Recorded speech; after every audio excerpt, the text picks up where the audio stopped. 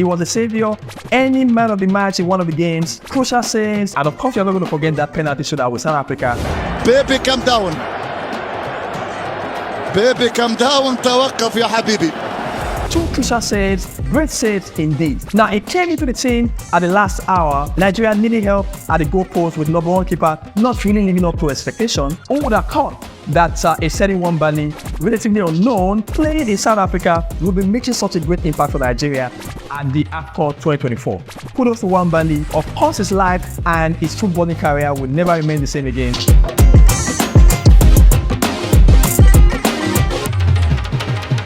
So today, let's look at the AFCON, the African Cup of Nations. It is the biggest football event in Africa. It's a biannual event, and where all Africans get together for a football fiasco. Now, this year's event was intriguing, surprise-packed from beginning to end. But today, let's see the most we can learn. Are there business, leadership, self-development things we can possibly learn from the AFCON? I get to say a couple, and maybe you can also share your thoughts in the comment section. I love to hear them. I don't follow football as much as I used to, but I must confess the AFCON 2024 was intriguing, surprise-packed from beginning to end. And if you followed it keenly, you would agree with me. Indeed, it was a good time for football fans. So apart from just enjoying yourself, supporting your country, this is life. We must seek to learn from everything. Life is about learning. Personally, I don't believe in coincidences. Everything is a learning process for me. I learn from everything. And here it's all about business, leadership, self-development, growth, basically. So let me start with the host nation, Ivory Coast or Côte d'Ivoire. I must confess they were great hosts. Apart from the new fans' craziness, after that scare of a possible elimination at the group stage, I guess that's a normal phenomenon for any football loving country, even outside Africa. That kind of reaction is obviously expected from fans, but it was put in proper control in good time. So kudos to Ivory Coast from the stadiums and related facilities. Awesome. And I am particularly very impressed with the fans turnout. The stadiums, to a large extent, were occupied. It was great to see the Ivorians come out to see even other countries outside their country play. That is really, really awesome. Kudos to Ivory Coast. And it would seem like everyone knew that the AFCON was ongoing because all major international news platforms gave it decent coverage better than previous events. Maybe the host station did a lot of work in marketing and promotion. Maybe it was CAF, but all the same is all good. Kudos to Ivory Coast, kudos to CAF for a great tournament. Now, the two finalists, the Super Eagles of Nigeria and the Elephants of Côte d'Ivoire.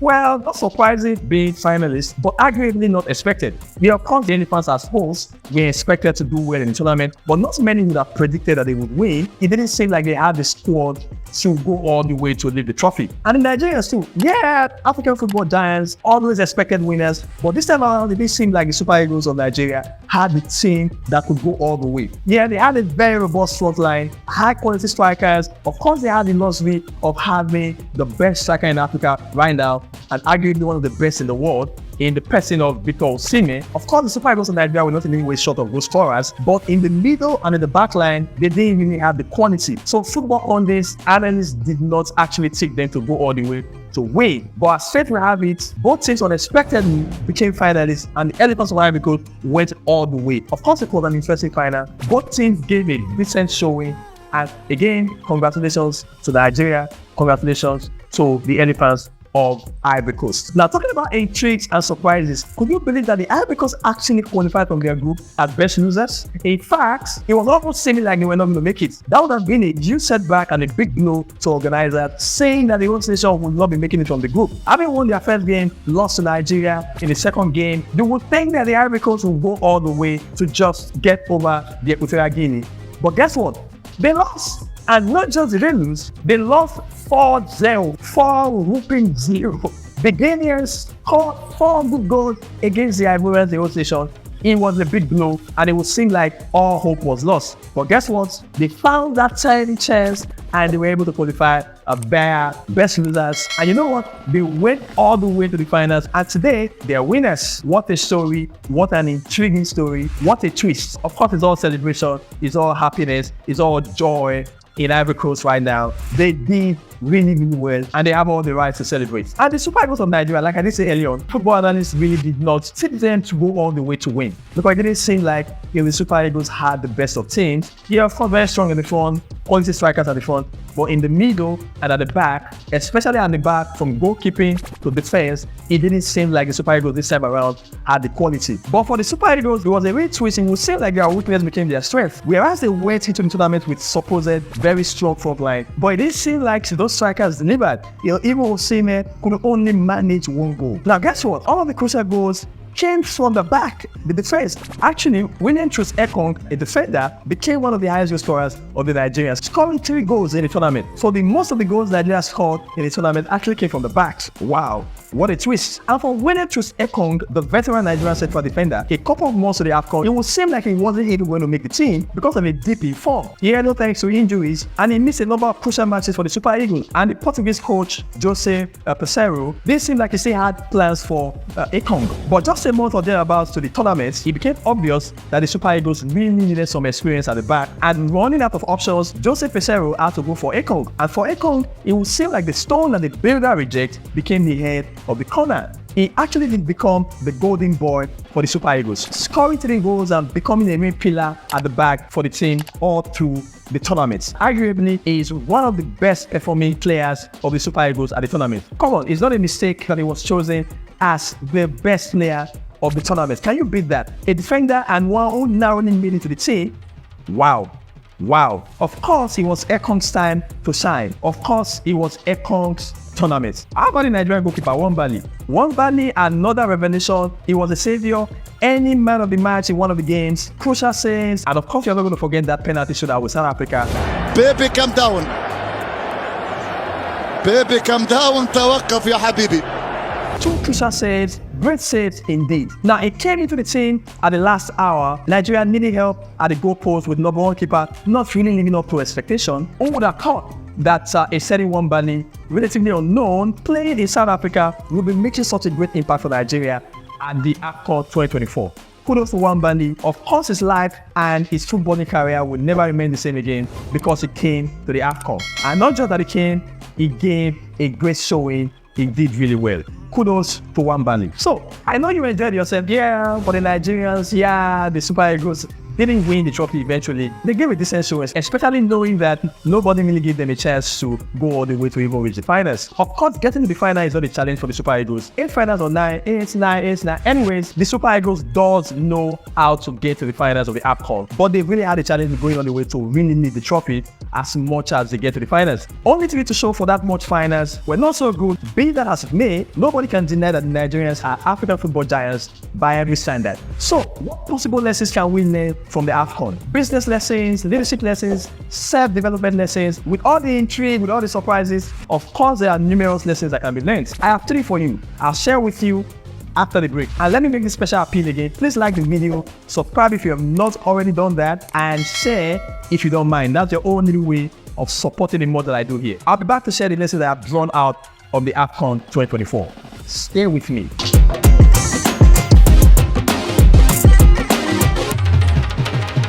Now I have some lessons that we can draw from the AFCON that we can possibly use in business, leadership, and self-development. Number 1 is from the Ivory Coast. To see that they made the final, having faced the possible elimination at the group stage, it is the biggest intrigue on the whole tournament. One of the major outcome of the Crystal Tours that we experienced in the event. So for Côte d'Ivoire, it was the second chance. And guess what? They took hold of it and used it and never messed it up. So, what is the lesson? Life is full of up and downs. We make mistakes, we lose opportunities, but if you ever get a second chance, get hold of it, use this to the fullest and make the best of it. One thing you must know, opportunities come and go. It is the much that we make of opportunities that determine whether we are successes or failures. So, the lesson, if you ever get a second chance, use it and never let it go. That's what the Ivorians did, and now they are celebrating. Lesson number 2 we can learn from the AFCON. Nwabali, the Nigerian goalkeeper. So what can we learn from his experience? Keep preparing, your day of opportunity will come. I'll say that again.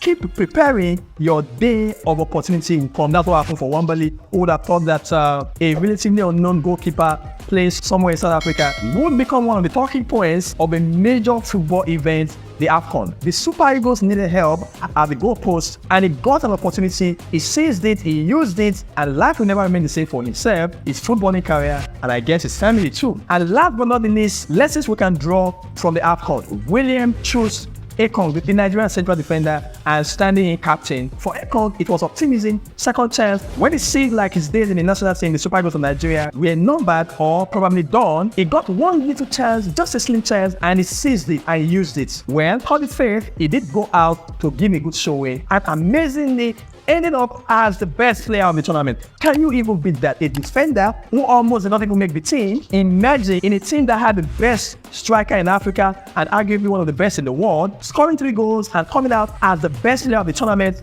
Wow. Awesome. So for you, what to learn? Bad times will come. It may seem that things are not really going really well with you, and the things that you do, keep hope alive.